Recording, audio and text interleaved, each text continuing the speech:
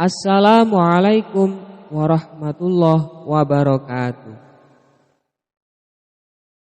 Kali ini kita akan mengulas sedikit asal-usul Sunan Bonang dan perjalanannya dalam menyebarkan agama Islam di tanah Jawa. Asal-usul Sunan Bonang. Dari berbagai sumber disebutkan bahwa Sunan Bonang itu nama aslinya adalah Syekh Maulana Makdum Ibrahim, putra Sunan Ampel dan Dewi Condrowati yang sering disebut Nyai Ageng Manila. Ada yang mengatakan Dewi Condrowati itu adalah putri Prabu Kertabumi.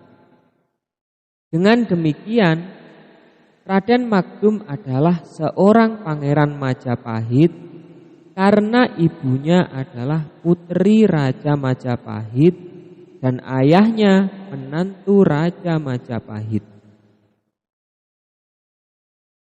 Sebagai seorang wali yang disegani dan dianggap mufti atau pemimpin agama setanah Jawa, tentu saja Sunan Ampel mempunyai ilmu yang sangat tinggi. Sejak kecil, Raden Makdum Ibrahim sudah diberi pelajaran agama Islam secara tekun dan disiplin. Sudah bukan rahasia bahwa latihan atau riyadhah para wali itu lebih berat daripada orang awam. Raden Makdum Ibrahim adalah calon wali yang besar. Maka Sunan Ampel sejak dini sudah mempersiapkan sebaik mungkin. Disebutkan dari berbagai literatur bahwa Raden Makdum Ibrahim dan Raden Paku sewaktu masih remaja meneruskan pelajaran agama Islam ke tanah seberang, yaitu negeri Pasai. Keduanya menambah pengetahuan kepada Syekh Awwalul Islam atau ayah kandung dari Sunan Giri. Juga belajar kepada para ulama besar yang banyak menetap di negeri Pasai. Seperti ulama tasawuf yang berasal dari Baghdad, Mesir, Arab, dan Parsi atau Iran. Sesudah belajar di negeri Pasai, Raden Makdum Ibrahim dan Raden Paku pulang ke tanah Jawa. Raden Paku kembali ke Gresik, mendirikan pesantren di Giri sehingga terkenal sebagai Sunan Giri.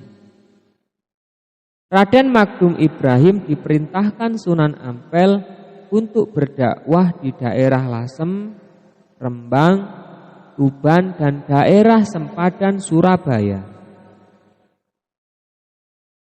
Dalam berdakwah, Raden Makdum Ibrahim ini sering mempergunakan kesenian rakyat untuk menarik simpati mereka, yaitu berupa seperangkat gamelan yang disebut bonang.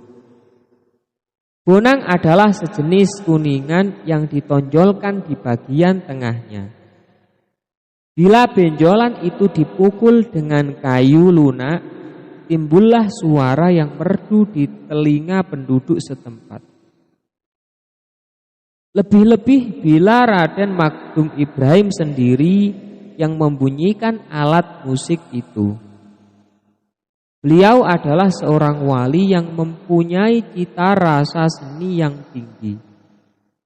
Sehingga apabila beliau bunyikan, pengaruhnya sangat hebat bagi pendengarnya. Setiap Raden Makdum Ibrahim membunyikan bonang, pasti banyak penduduk yang datang ingin mendengarnya. Dan tidak sedikit dari mereka yang ingin belajar membunyikan bonang sekaligus melakukan tembang-tembang ciptaan Raden Makdum Ibrahim. Begitulah siasat Raden Magdum Ibrahim yang dijalankan penuh kesabaran. Setelah rakyat berhasil direbut simpatinya, tinggal mengisikan saja ajaran agama Islam kepada mereka. Tembang-tembang yang diajarkan Raden Magdum Ibrahim adalah tembang yang berisikan ajaran agama Islam. Sehingga tanpa terasa, penduduk sudah mempelajari agama Islam dengan senang hati, bukan dengan paksaan. Murid-murid Raden Magdum Ibrahim ini sangat banyak, baik yang berada di Tuban, Pulau Bawean, Jepara, Surabaya maupun Madura. Karena beliau sering mempergunakan bonang dalam berdakwah, maka masyarakat memberinya gelar Sunan Bonang. Beliau juga menciptakan karya sastra yang disebut suluk. Hingga sekarang, karya sastra Sunan Bonang itu dianggap sebagai karya sastra yang sangat hebat, penuh keindahan dan makna kehidupan beragama. Suluk Sunan Bonang disimpan rapi di perpustakaan Universitas Leiden, Belanda. Suluk berasal dari bahasa Arab salakat toriko, artinya menempuh jalan tasawuf atau torikot. Ilmunya sering disebut ilmu suluk. Ajaran yang biasanya disampaikan dengan sekar atau tembang disebut suluk. Sedangkan bila diungkapkan secara biasa dalam bentuk prosa disebut wirid. Sunan Bonang sering berdakwah keliling hingga lanjut usia. Beliau meninggal dunia pada saat berdakwah di Pulau Bawean.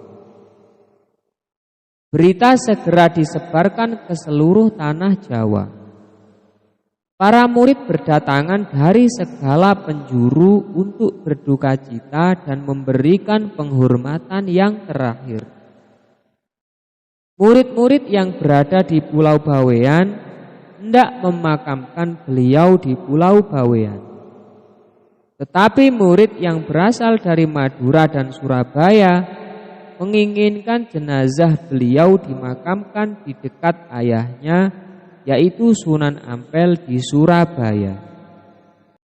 Dalam hal memberikan kain kafan pembungkus jenazah, mereka pun tak mau kalah.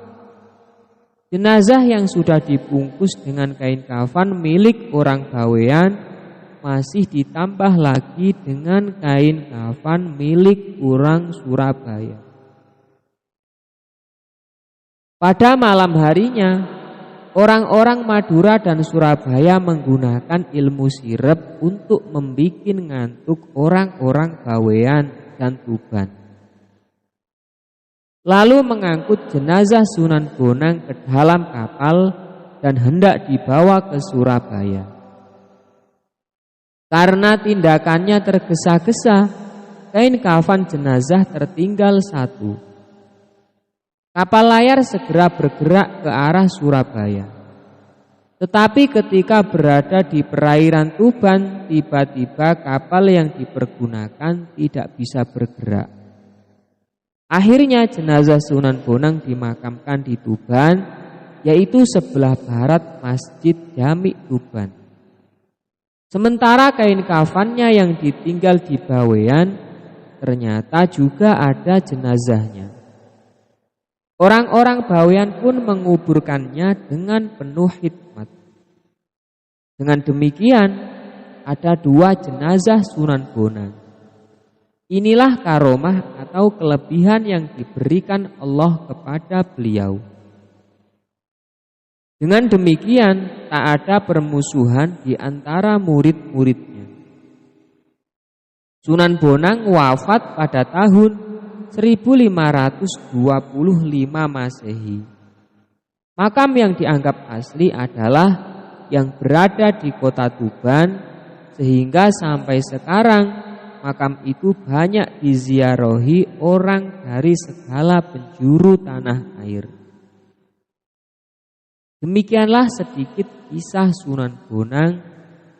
Semoga bisa menambah wawasan kita. Assalamualaikum warahmatullahi wabarakatuh.